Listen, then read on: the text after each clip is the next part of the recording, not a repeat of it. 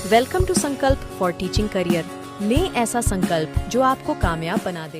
Hello and welcome to our another video, जिसमें आज हम पढ़ने जा रहे हैं भारत स्थिति एवं आकार चैप्टर का वन लाइनर वीडियो को शुरू करने से पहले आपको बता दें कि इस वीडियो सीरीज में हम केवीएस टीजीटी एसएसटी का जो सब्जेक्ट स्पेसिफिक सिलेबस होता है उसको टॉपिक वाइज कवर कर रहे हैं, जिसका पार्ट 1 भारत स्थिति एवं आकार, उसका डिस्क्रिप्टिव वीडियो हम पहले ही बना चुके हैं।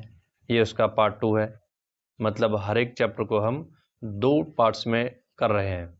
पहले पार्ट में उस चैप्टर के जितने भी टॉपिक है उनको पूरे एक्सप्लेन तरीके से उनका वर्णन किया जा रहा है, और फिर दूसरे पार्ट में हम उस चैप्टर में से जो चैप्टर के साइड में बॉक्स दे रखे होते हैं, मैप दे रखे होते हैं, डायग्राम्स दे रखे होते हैं, या फिर उस चैप्टर से जो प्रीवियस ईयर में क्वेश्चंस आए हुए हैं DSSB में, KVS में, NVS में या अदर टीचिंग एग्जाम्स में, और कुछ SSC से भी, तो उन सारे वन लाइनर क्वेश्चंस को पार्ट 2 में वन लाइनर फॉर्म में प्रेजेंट किया गया है। इसलिए हर एक चैप्टर आपको पहले डिस्क्रिप्टिव फॉर्म में मिलेगा, बाद में दूसरा वन लाइनर फॉर्म में। तो इससे हर एक चैप्टर कंप्लीट तैयार हो जाता है और वो कॉन्फिडेंस भी आता है कि हाँ, अभी इस चैप्टर से कुछ नहीं रह गया है, सारे क्वेश्चंस को हम कवर कर सकते हैं। तो इस तरह की महत्वपूर्ण जानकारी पाने के लिए आप सबसे पहले चैनल को सब्सक्राइब कर लें और जितना हो सकता है ज़्यादा से ज़्यादा दोस्तों को शेयर करें, क्योंकि जितना ज़्यादा हमें मोटिवेशन मिलेगा उतनी ज़्यादा महत्वपूर्ण अच्छी वीडियो हम आपके सामने लाते रहेंगे। तो बिना देरी के स्टार्ट करते हैं आज का चैप्टर। ये वन लाइनर क्वेश्चंस हैं। इनको स्टार्ट करने से पहले जो लास्ट चैप्टर हमने किया है भारत स्थिति में आकार, उसकी पढ़ाई में से मैं 3 क्वेश्चंस आपसे अभी पूछता हूँ, देखते हैं कितनी तैयारी आपने की है। और जिसने वो वीडियो नहीं देखा हो तो उसका लिंक आपको डिस्क्रिप्शन में मिल जाएगा, पहले उसको देखें, उसके बाद ही ये आपके लिए यूज़फुल रहेगा, क्योंकि इसमें हम उस चैप्टर के बीच वाले क्वेश्चंस पढ़ेंगे। तो पहले चैप्टर अच्छे से अगर आपको पता है तभी तो आप क्वेश्चन आंसर ढंग से कवर कर पाओगे ना। तो जिसने नहीं देखा है वो पहले देख लें, जिन्होंने देखा है उनकी नॉलेज को टेस्ट करने के लिए 3 क्वेश्चंस मैं आपके सामने देता हूँ, और इनका आंसर आप कमेंट बॉक्स में कमेंट करके बताएं, ताकि हमें पता चले कैसी तैयारी चल रही है आपकी। पहला क्वेश्चन है, सर्वाधिक 8 राज्यों की सीमाओं से लगा भारतीय राज्य कौन सा है? तो इसका आंसर आप कमेंट बॉक्स में करके बताएं।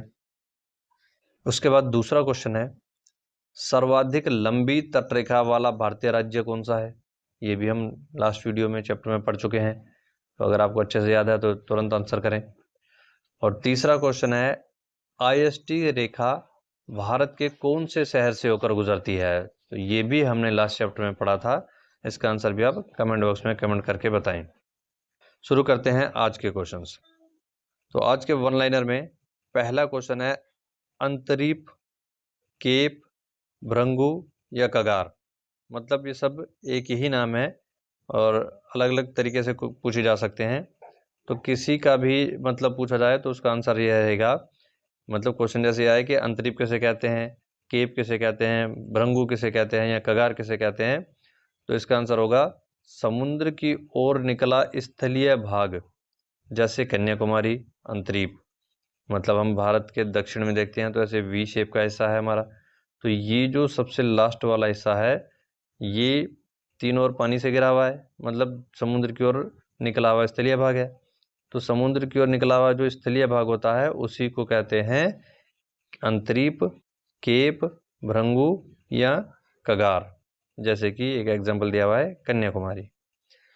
दूसरा क्वेश्चन, ये शब्द है खाड़ी। मतलब यही पूछा जा सकता है कि खाड़ी किसे कहते हैं?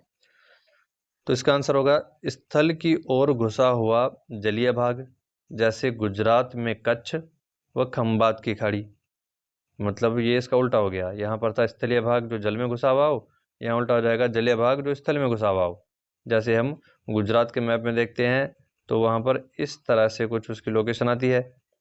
तो ये वाला जो हिस्सा हम जल का देख रहे हैं स्थल के अंदर घुसा हुआ है, इधर ये वाला हिस्सा देख रहे हैं तो ये भी स्थल के अंदर घुसा हुआ है। तो ये है कच्छ की खाड़ी और ये है खंबात की खाड़ी। तो जलीय भाग जो स्थल में घुसा हो खाड़ी कहलाता है, स्थलीय भाग जो जल में घुसा हो वो अंतरीप, केप, भृंगु या कगार कहलाता है। बढ़ते हैं तीसरे क्वेश्चन की तरफ। अब ये शब्द आपने कई बार सुना होगा न्यूज़ वगैरह में, टीवी में, LOC LOC। तो इसका क्या मतलब है शॉर्ट में? तो पहले तो इसकी फुल फॉर्म है लाइन ऑफ कंट्रोल। फिर इसका मतलब क्या है? कश्मीर व लद्दाख में भारत व पाकिस्तान की सीमा जो 1949 में बनी, इसे सीज फायर लाइन भी कहा जाता है।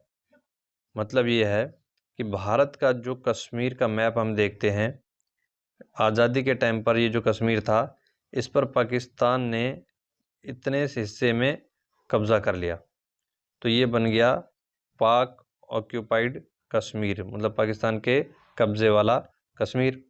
अब ये जो नई लाइन बनी है, जिसमें हमने ये लद्दाख और कश्मीर का कुछ हिस्सा पाकिस्तान के हाथ में दे रखा है, इस हिस्से को पीओके कहते हैं, और इस लाइन जो इन हिस्सों को अलग करने वाली लाइन है, इसी को एलओसी कहते हैं। ये 1949 में बनी थी, इसी को सीज फायर लाइन भी कहा जाता है। उसके बाद फोर्थ क्वेश्चन है हमारा, LAC क्या है? तो इसका मतलब है, पहले तो full form line of actual control. Kashmir में भारत व चीन की सीमा जो 1962 में बनी। अब सेम ऐसा ही हाल चीन ने भी किया हुआ है हमारे साथ, कि ये जो कश्मीर का मैप हम देखते हैं, पहले क्वेश्चन में हमने देखा कि यहाँ का इतना हिस्सा पाकिस्तान ने छीन रखा है। ऐसा ही हाल 1962 में भारत पाकिस्तान का जब युद्ध हुआ था, तो चीन ने हमारे साथ किया है, ये वाला ऊपर का जो हिस्सा है अक्साई चीन, ये मैप में तो भारत के दिखता है, लेकिन है किसके कब्ज़े में? चीन के कब्ज़े में। और ये जो सीमा बनी है कश्मीर के अंदर भारत और चीन की, इसी को हम कहते हैं LAC। तो ये दो चीज़ें थी जो नई हैं और इस चैप्टर में जिक्र किया गया है। क्वेश्चन बन के आ सकता है, तो आपको पता होना चाहिए। बढ़ते हैं पांचवें क्वेश्चन की तरफ। पांचवा क्वेश्चन है POK, मतलब POK क्या है? तो पहले तो इसका हिंदी में मतलब पाक अधिकृत कश्मीर, जो अभी हमने देखा कि LOC के पीछे वाला हिस्सा जो पाकिस्तान के कब्ज़े में है, वही है POK, LOC से बना हुआ क्षेत्र। फिर वही छठा क्वेश्चन चीन वाला, अक्साई चीन, मतलब ये कौन सी जगह है? तो चीन अधिकृत कश्मीर, LAC से बना क्षेत्र, मतलब कि ये हिस्सा जो चीन ने ले रखा है ये है अक्साई चीन, और ये हिस्सा जो पाकिस्तान ने ले रखा है ये है POK से बनने वाली लाइन LOC, अक्साई चीन से बनने वाली लाइन LAC। उम्मीद करता हूँ समझ में आया होगा। बढ़ते हैं नेक्स्ट क्वेश्चन की तरफ। सातवां क्वेश्चन है भारत का सबसे बड़ा जिला। मतलब पहले हम देखते हैं भारत का सबसे बड़ा राज्य है, तो वो था राजस्थान। सबसे छोटा राज्य है, तो वो था गोवा। भारत का सबसे बड़ा केंद्र शासित प्रदेश लद्दाख। भारत का सबसे छोटा केंद्र शासित प्रदेश लक्षद्वीप। फिर अब आता है भारत का सबसे बड़ा जिला, तो वो गुजरात में है कच्छ, जो कि 45,625 वर्ग किलोमीटर क्षेत्र में फैला हुआ है। उसके बाद है भारत का सबसे छोटा जिला, वो बड़ा था, ये छोटा है, तो छोटा वाला है माहे, पुडुचेरी में, मात्र 9 वर्ग किलोमीटर। फिर उसके आगे बढ़ते हैं, तो 9वां क्वेश्चन है भारत पाक सीमा का निर्धारण 17 अगस्त 1947 बॉर्डर कमीशन के अध्यक्ष सर सिरिल रेडक्लिफ द्वारा किया गया। मतलब ये एक जानकारी है जिसमें से क्वेश्चन कैसे भी बन सकता है। भारत पाक सीमा का निर्धारण कब हुआ? तो आंसर रहेगा 17 अगस्त 1947। किस कमीशन ने किया? तो आंसर रहेगा बॉर्डर कमीशन। भारत पाक सीमा का निर्धारण करने वाले बॉर्डर कमीशन के अध्यक्ष कौन थे? तो सर सिरिल रेडक्लिफ। कंप्लीट नाम ध्यान रखना है, रेडक्लिफ से तो पहचान ही लेते हैं, लेकिन कई बार रेडक्लिफ करके ही 3-4 ऑप्शन दिए जाएंगे, तो पूरा नाम में आपको याद रखना है।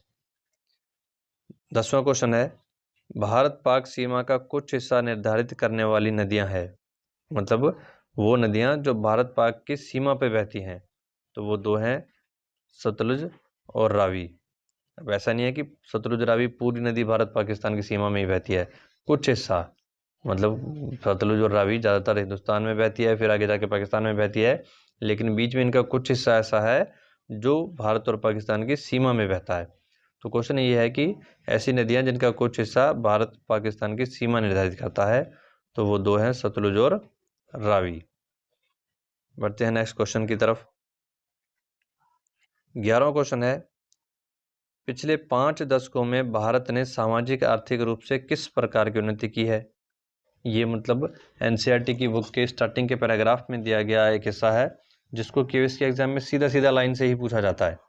तो इसीलिए वहाँ पर आपको ध्यान रखना है कि भारत ने पिछले 5 दशकों में किस तरह का आर्थिक या सामाजिक रूप से उन्नति की है। वो उन्नति है बहुमुखी, मतलब कि हर क्षेत्र की।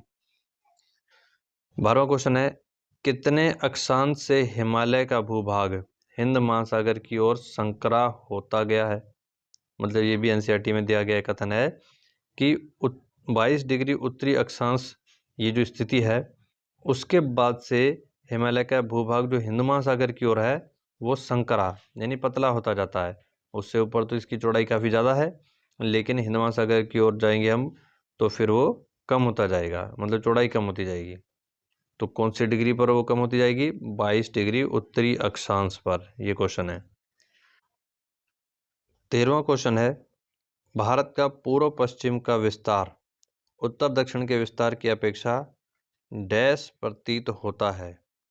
तो ये आंसर तो कम है, लेकिन क्वेश्चन का मतलब क्या है कि भारत का पूर्व पश्चिम का विस्तार मतलब पूर्व से पश्चिम तक भारत की जो चौड़ाई हमने देखी थी 2933, वो उत्तर से दक्षिण की जो हमने लंबाई देखी थी 3214, तो वो उससे क्या थी? कम थी। तो ये वही चौड़ाई की बात हो रही है कि भारत की जो चौड़ाई है वो लंबाई से कम प्रतीत होती है, तो वो कम ही है। मतलब क्वेश्चन ऐसे भी होता है थोड़ा घुमा फिरा के आजकल, जैसे कि ऊपर हम देख रहे हैं ना कि 22 डिग्री उत्तरी अक्षांश की इस अक्षांश के बाद हिमालय दक्षिण की ओर जाएंगे तो संकरा होता दिखता है। अब थोड़ा सा देखा जाए तो लॉजिकली ये क्वेश्चन सीधा सीधा तो बनता नहीं है, लेकिन आजकल के एग्ज़ाम में इसी तरह के थोड़े थोड़े टफ क्वेश्चंस आ रहे हैं। इसीलिए ये जो थोड़ी नई तरह की बातें हैं इन सबको भी क्वेश्चन में हमने शामिल किया है कि अगर एग्जामिनर टफ सिचुएशन की तरफ जाए तो हम पहले से अपने आप को इस तरह के क्वेश्चंस के लिए भी तैयार रखें। तो यहाँ भी बात तो सिंपल है ये, लेकिन थोड़ी कठिन तरीके से प्रेजेंट की गई है। अगर यही 13वां क्वेश्चन ऐसे होता कि भारत की लंबाई चौड़ाई से कम है या ज़्यादा है तो सब भी नॉर्मली समझ जाएंगे कि हाँ कमी है, क्योंकि चौड़ाई तो कमी होती है। लेकिन उसी चीज़ को दिशाओं के रूप में प्रेजेंट किया है कि भारत का पूर्व पश्चिम का विस्तार उत्तर दक्षिण के हिसाब से अब बताओ कम है या ज़्यादा है। तो लंबाई चौड़ाई की जिसके दिमाग में नहीं आई वो तो कन्फ्यूज जाएंगे कि भारत का पूर्व पश्चिम पूछ क्या रहे हैं, उत्तर दक्षिण पूछ क्या रहे हैं। तो ऐसे ही कन्फ्यूज किया जाता है। तो इसीलिए हम वैसे टफ क्वेश्चंस को भी साथ के साथ तैयार करते चलेंगे। नेक्स्ट 14वां क्वेश्चन है, किस दिशा में अक्षांश का प्रभाव दिन रात की अवधि पर पड़ता है। मतलब कौन सी दिशा है जिसमें अक्षांश की तरफ अगर हम बढ़ते जाएंगे तो हमारे दिन रात की अवधि पर भी प्रभाव पड़ता जाएगा। तो उसका आंसर है दक्षिण से उत्तर की ओर। मतलब दक्षिण में दिन बड़ा, उत्तर में दिन छोटा माना जाता है। तो दक्षिण से उत्तर की ओर हम चलते जाएंगे तो हमारे दिन रात की अवधि पर प्रभाव पड़ता जाएगा। 15वां क्वेश्चन है, हिंद महासागर का नाम भारत के नाम पर क्यों पड़ा। ये सेम क्वेश्चंस केवीएस के 2023 के एग्जाम में आया हुआ है कि हिंद महासागर को हिंदुस्तान के नाम से क्यों जाना जाता है। तो फिर इसका आंसर है क्योंकि इसमें किसी भी अन्य देश की तटीय सीमा भारत जैसी नहीं है। अब यही ऑप्शन उसमें आंसर भी था, और ऐसा आंसर इसलिए दिया गया है क्योंकि एनसीईआरटी में सेम यही लाइनें लिखी गई है। मतलब अब लॉजिकली सोचा जाए तो ये पूरा प्रॉपर आंसर तो होगा नहीं कि आंसर ये दे दिया कि भारत जैसी सीमा जो है वो हिंद महासागर में और किसी की नहीं है। तो ठीक है, सही बात है, लेकिन चीन जैसी सीमा जैसी है वो भी तो किसी और की नहीं है। बांग्लादेश की जैसी सीमा है वो भी तो किसी की नहीं है।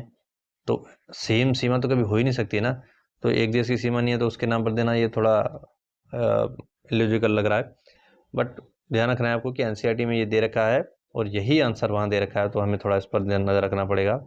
कहने का मतलब ये है कि हिंद महासागर का नाम हिंदुस्तान के आधार पर आपने रखा सिर्फ ये देख के कि इसकी सीमा और देशों जैसी नहीं है, तो ये तो कोई तुक नहीं हुई ना।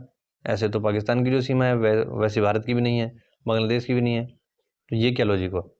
लेकिन आंसर ध्यान रखना है कि इसीलिए हिंद महासागर का नाम रखा गया है। एनसीईआरटी कहती है कि भारत की सीमा जैसी है वैसी किसी और की सीमा नहीं है हिंद महासागर में, इसलिए हिंदुस्तान के नाम पर पड़ गया।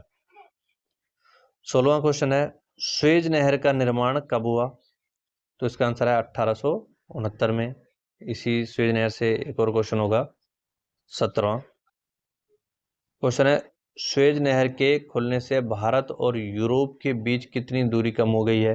अब इसको मैप में आपको देखना पड़ेगा कि जो विश्व का मैप है उसमें अरब महाद्वीप के मतलब अरब क्षेत्र के बीच में ऐसा स्थलीय संकरा भाग था जिससे पानी के जहाज पहले गुजर नहीं पाते थे, तो इसलिए उनको पूरा अफ्रीका का चक्कर लगाना पड़ता था। लेकिन जब इस स्थलीय भाग को काट करके स्वेज नहर बनाई गई है, तो अब यूरोप और एशिया को अफ्रीका का चक्कर नहीं लगाना पड़ता। तो उससे कितनी दूरी बच गई? 7000 किलोमीटर। वही हमारा क्वेश्चन था।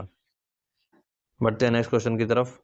18वां, यूएनओ की तरफ से भौगोलिक आंकड़े कौन जारी करता है? मतलब यूएनओ की तरफ से एक संस्था है यूनाइटेड नेशंस डेमोग्राफिक ईयरबुक। इसने एनसीईआरटी में अपने कुछ आंकड़े दे रखे हैं, तो हो सकता है ये भी क्वेश्चन पूछा जाए, इसी कारण इसको शामिल किया गया है कि यूएनओ की तरफ से एक संस्था है यूनाइटेड नेशंस डेमोग्राफिक ईयरबुक जो भौगोलिक आंकड़े जारी करता है। 19वां है, प्राचीन समय में भारत का अंतर्राष्ट्रीय व्यापार किस माध्यम से होता था? तो प्राचीन समय में भूभाग से व्यापार होता था, ये आंसर रहेगा।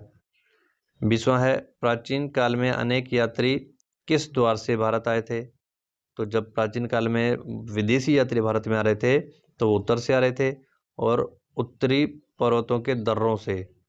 पर्वतों के दर्रे का मतलब होता है पर्वतीय क्षेत्र के बीच में जो खाली गैप मिल जाता है, जैसे कि ये एक पर्वतीय लाइन चल रही है, फिर गैप आ गया, फिर पर्वतीय लाइन चल रही है, तो ये जो गैप आ गया इसी को कहते हैं दर्रा।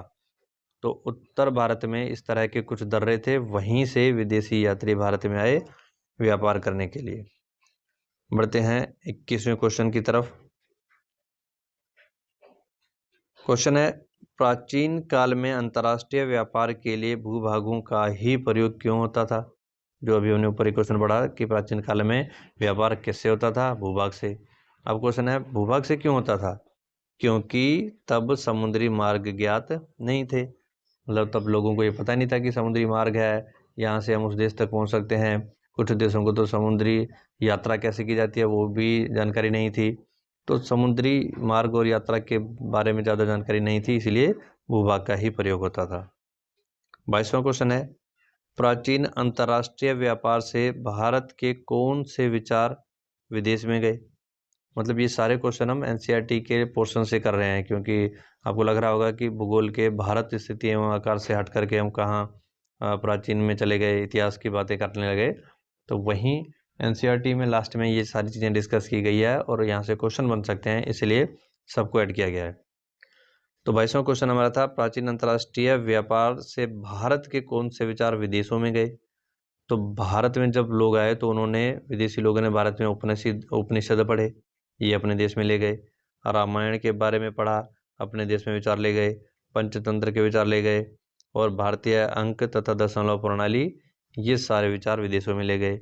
अब इन सब से क्वेश्चन, आजकल क्वेश्चन ऐसे आ रहा है कि एक कथन लिख के, जैसे भारत से कौन से विचार विदेश में गए, तो फिर ऑप्शन ABCD 4 दिए जाएंगे पहले, उसमें उपनिषद, रामायण, पंचतंत्र और एक कोई फालतू का दिया जाएगा। फिर उसके बाद डबल नीचे ऑप्शन दिए जाते हैं कि इनमें से कौन से सत्य हैं, पहला और दूसरा, या दूसरा और तीसरा, या तीसरा और चौथा। तो ऐसे कंफ्यूज किया जाता है। तो इसका मतलब ये है कि आपको अगर सारे आंसर पता हैं तभी आप एग्जैक्ट पॉइंट को पकड़ पाओगे कि हाँ कौन कौन से विचार गए और कौन से नहीं गए। तो इसीलिए हर एक क्वेश्चन को बहुत अच्छे से बार बार रिवाइज करके दिमाग में रखना है। 23वें क्वेश्चन की तरफ बढ़ते हैं, 23वें क्वेश्चन की तरफ बढ़ते हैं। प्राचीन अंतर्राष्ट्रीय व्यापार में भारत की कौन सी वस्तुएं ज़्यादातर निर्यात की जाती थी? मतलब प्राचीन समय में क्या भारत से दूसरे देशों में भेजा जाता था व्यापार के लिए? तो उनमें थे मसाले, मलमल व कपड़े। एनसीईआरटी का पॉइंट है। बढ़ते हैं 24वें क्वेश्चन की तरफ। क्वेश्चन है, प्राचीन अंतर्राष्ट्रीय व्यापार से कौन सी कलाएं भारत में प्रवेश कर गई? मतलब पहले हमने देखा कि भारत से क्या क्या चीज़ें विदेशों में गई, अब क्वेश्चन है कि विदेशों से भारत में क्या क्या आया। तो विदेशों से भारत में यूनानी स्थापत्य कला तथा पश्चिमी एशिया की वास्तुकला, ये 2 चीज़ें आई जो भारत के मीनारों तथा गुंबदों में देखी जाती है। मतलब भारत के मीनारों और गुंबदों का जो बनावट का तरीका है वो कलाएं हैं यूनानी स्थापत्य कला और पश्चिम एशिया की वास्तुकला। 25वां क्वेश्चन है, एनसीईआरटी व इसरो की एक मानचित्र पोर्टल है, पोर्टल का नाम है भुवन। 26वां क्वेश्चन है, तिब्बत किस देश में है? तो पहले तो तिब्बत में ही भारत और पाकिस्तान की लड़ाई हुई थी, क्योंकि तिब्बत एक स्वतंत्र क्षेत्र था। फिर चीन द्वारा तिब्बत हड़पने को लेकर के 1962 में भारत चीन में युद्ध हुआ और वो चीन जीत गया, इसलिए तिब्बत अब किस देश में है? चीन में। 27वां क्वेश्चन है, 1947 से पहले भारत में 2 प्रकार के राज्य थे। किस तरह के थे वो? प्रांत और रियासत। मतलब भारत के मैप में बम्बई, मद्रास, बंगाल, ये ऐसे बड़े बड़े राज्य थे जहां अंग्रेज खुद रह करके उस राज्य को संभालते थे, तो इनको तो प्रांत कहा जाता था। फिर इन राज्यों के बीच में दूर दूर तक जंगल ही जंगल थे, जंगलों में कुछ लोग आदिवासी कबीले के रूप में जिंदगी जी रहे थे, वो क्षेत्र कहलाते थे रियासत। फिर 28वां क्वेश्चन है, भारत के 2 द्वीपीय पड़ोसी देश हैं। द्वीपीय मतलब समुद्र से घिरे हुए, तो एक है श्रीलंका और दूसरा है मालदीव। नेक्स्ट 29वें क्वेश्चन की तरफ बढ़ते हैं। क्वेश्चन है, भारत और श्रीलंका के बीच का छोटा समुद्री रास्ता क्या कहलाता है? मतलब ये वो जलीय चैनल हो गया, तो भारत श्रीलंका के बीच का जलीय चैनल है पाक जल संधि या मन्नार की खाड़ी। 30वां क्वेश्चन है, मालदीव लक्षद्वीप के डैश में स्थित है। डैश मतलब कौन सी दिशा में स्थित है? तो दिशा है दक्षिण। तो ये ध्यान रखना है। नॉर्मली हम मैप में देखते हैं कि भारत के पश्चिम में समुद्र में थोड़ा आगे जाएं तो लक्षद्वीप, फिर थोड़ा आगे जाएं तो मालदीव। अब ये कोई ध्यान नहीं देता कि दोनों में से, लक्षद्वीप और मालदीव में से दक्षिण में कौन है, तो यहाँ पर ये भी क्वेश्चन पूछा जा सकता है, तो इसलिए ध्यान रखना है मालदीव लक्षद्वीप के दक्षिण में है। फिर 31वां क्वेश्चन है, भारत से लगे किस देश की अंतर्राष्ट्रीय सीमा सर्वाधिक लंबी है? मतलब भारत से लगे हुए जो भी पड़ोसी देश हैं, पाकिस्तान है, अफगानिस्तान है, चीन है, नेपाल है, भूटान है, बांग्लादेश है, तो इनमें सबसे लंबी सीमा किसकी है? बांग्लादेश की, 4096 किलोमीटर। तो ये ध्यान रखना, ये पहले उस टॉपिक में भी मैंने समझाया था कि जिसने पढ़ा नहीं है उनसे नॉर्मली पूछा जाए कि बताओ कौन सा पड़ोसी देश है जो भारत से सबसे लंबी सीमा बनाता है, तो लोग सोचेंगे चीन तो बड़ा देश है, तो हो सकता है चीन की हो, या पाकिस्तान काफ़ी ज़्यादा सटा हुआ है तो पाकिस्तान की होगी, बांग्लादेश दोनों से छोटा दिखता है, लेकिन सीमा पर हर एक का ध्यान नहीं जाता, तो ध्यान रखना यहाँ पर बांग्लादेश है जिसकी सीमा सबसे ज़्यादा भारत से टच है, मतलब जो सबसे ज़्यादा लंबी भी है। 32वां क्वेश्चन है, कौन से राज्य अंतर्राष्ट्रीय सीमा तथा समुद्र तट को स्पर्श नहीं करते? ये भी एक इंटरेस्टिंग क्वेश्चन आ गया कि भारत के जो 28 राज्य हम देखते हैं, तो उत्तर के सभी राज्य ज़्यादातर स्थलीय सीमा से टच दिखते हैं, दक्षिण के राज्य समुद्री अंतर्राष्ट्रीय सीमा से टच दिखते हैं, कुछ एक ही ऐसे राज्य हैं जो ना तो स्थलीय अंतर्राष्ट्रीय सीमा को टच करते हैं, ना जलीय अंतर्राष्ट्रीय सीमा को टच करते हैं, तो वो कौन से हैं? तो पहले तो क्वेश्चन के लॉजिक से आपके दिमाग में आ जाएगा कि कोई भी सीमा को टच नहीं करना चाहिए। टच नहीं करना चाहिए तो कहाँ होंगे? देश के मध्य में। तो मध्य में कौन कौन से हैं और कितने हैं? 5 राज्य हैं टोटल। एक तो हरियाणा आता है जो कोई सीमा को टच नहीं करता, फिर मध्य प्रदेश, तेलंगाना, छत्तीसगढ़ और झारखंड। इसको आप मैप में देखना तो आप आराम से समझ जाएंगे कि ये किसी भी सीमा को, अंतर्राष्ट्रीय सीमा को टच नहीं कर रहे हैं। 33वां क्वेश्चन है, सबसे लंबी अंतर्राष्ट्रीय सीमा वाला राज्य है।